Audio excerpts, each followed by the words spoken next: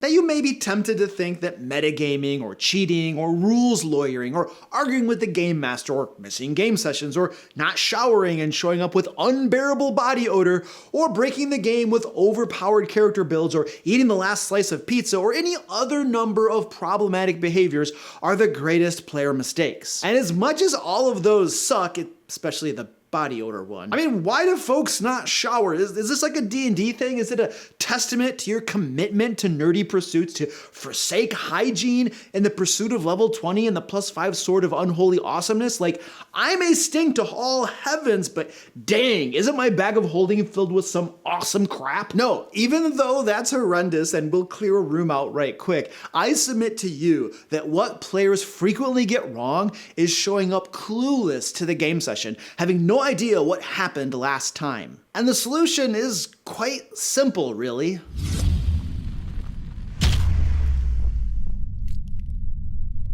Hi, I'm Lucar, and on this channel, I share my nearly 30 years of Game Master experience so that you can run amazing games that your players will love. And today we're talking about how players can improve their own game experience and that of everyone else at the table by taking good notes. Because in my experience, this is the #1 player mistake. Now, if you're a Game Master with players like this, players who need this video more than they need a good shower or a stick of Old Spice, as difficult as that is to imagine, please share this with your players.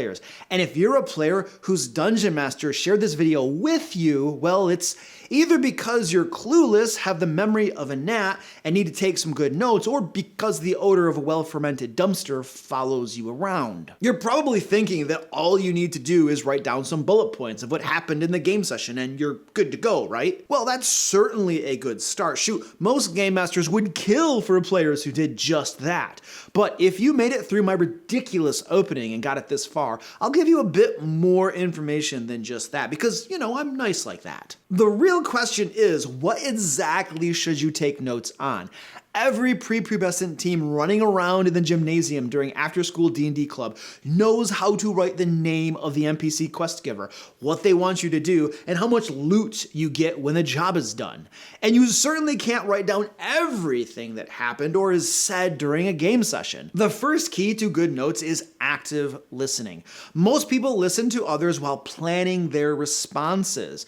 Most players listen to a villain monologuing while planning their backstab, or whether they should cast Fireball, or wondering how many gold pieces their fancy helmet will go for. This is a mistake. Listen to understand, not to respond. And not just for villains monologuing. Whenever your Dungeon Master is dispensing information, be it by NPC or narration, and when your fellow players are talking, your primary purpose should be to comprehend what is being communicated. Doing this avoids the trap of assuming what the person is trying to say and allows you to actually receive the intended message. Because good notes can only be created based on good information. The second key to good notes is looking for non-verbal clues to identify what is important. Remember, you don't want to write down every piece of drivel that an NPC sprouts. Half the time they are just prattling on and on to fill out the game session. Do you know how hard it is to fill 4 hours with action-packed excitement? Even Hollywood only aims for 2 hours, and judging by the recent string of box office flops, even they usually fail at that. Or is that just Disney? Anyway, point is, the Game Master will often give clues when something is important. Their posture changes, their mannerisms, they may stand up, or they may give the look of death at the one player who is always having a side conversation so that he shuts up for a few seconds so everyone can hear what the DM has to say. When your Game Master gives any of these clues, it's probably noteworthy. Like, literally, take some notes already. Now, the third key, and no, I don't know how many there are. Yes, I know you're writing a comment right now with everything bullet pointed so that people don't have to watch this video and can just upvote your wonderful watch time stealing comment, but I'm not going to tell you how many there are because I'll make sure that you at least need to watch the entire video to get them all. The third key to taking good notes is asking questions. Dungeon Masters aren't perfect, despite our ruggedly handsome faces and impeccable hygiene habits. We don't always communicate clearly, and sometimes we forget to tell you important details. Even if we are literally reading directly from the adventure module in a lame, monotonous voice that has you practically falling asleep, something doesn't make sense ask. Also ask probing questions. Seek to learn more.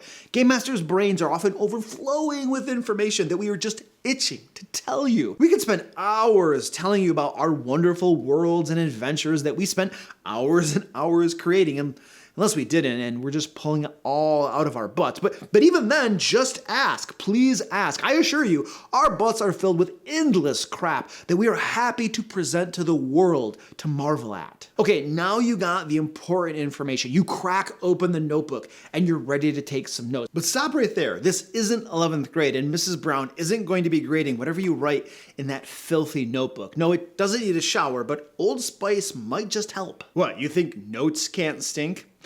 I assure you they can. So what you write in this thing should be customized for you, what you need. Preferably legible to yourself at least. Use short, concise sentences that focus on the important crap. Abbreviations are your friend. Consider outlines, numbering, and bullet lists. Now, if you want to feel superior to the unwashed masses, and judging by this video there are apparently lots of them, you might even use fancy pants note-taking methods such as the Cornell method. Doing so first and foremost allows you to use scientific sounding terms like notes and cues and summary. Once you throw around terms like that, who can doubt your prowess? And probably even take some mean notes. I won't delve into the Cornell method here, but if you ask nicely in the comments, I'll be happy to Google it for you. Also consider coding your notes. Different color pens or highlighters, red for locations, blue for plot hooks, green for NPC names. Use symbols or marks in the notebook to help you find important stuff faster. Stars and butterflies and girly hearts. Make a cootie catcher while you're at it. Who says that notes have to go in a notebook? Blocks of text got you down? Use the mapping method and take visual notes. Diagram your notes in small boxes and connect related items with lines. These are often called mind maps. I'll even have my wonderful editor throw some fancy B-roll right here to show you what I mean. Draw pictures, make categories. Nothing is off limits except being a moron. That's off limits. And do you know what the most moronic, brain-dead thing you can possibly do is? Go to all this effort of taking notes and then not reviewing them. Now, you'd think that after all the effort of elevating yourself above the unwashed masses, literally, I hope, you wouldn't return to your own vomit. Usually I'd tell you a story about my cat Squirty Pie right now, but I'll let you just use your imagination. What is the point of notes if you don't review them prior to your game session? Why take notes if when your dungeon master asks for volunteers to recap the last game session, you're hiding behind your dice tower and monster cans, eyes downcast, just like everyone else? But don't just review your notes, transcribe them elsewhere for future reference and to reinforce them in your mind. Critically evaluate your notes from time to time. See where you can improve. Compare your notes with the notes of other players. Rise above the unwashed masses together. Yeah, you're right. I've gone too far. I should have just told you to buy a notebook and write anything down in it. But what can I say? I am a hopeless optimist. If you enjoyed this video and would like to support the content I create, you can do so by becoming a patron at the link below. Damn Lair patrons get loads of D&D 5th edition and Pathfinder 2 content every month. Adventures, monsters, traps, puzzles, and other elements you can drag and drop into your ongoing campaign. We also have a new tier where you can video chat back and forth with me, asking me your questions directly. Anyway, that's what I think about player note-taking. Let us know what you think down in the comments. Did I miss something? Now, if you'd like to learn how to run social events the right way in your D&D games, check out this video right here. And until next time, happy game mastering, or being a player, if you're a player. And don't hate me because I was making fun of stinky people. I shouldn't have done that. I'm a stinky person myself. Who am I to talk?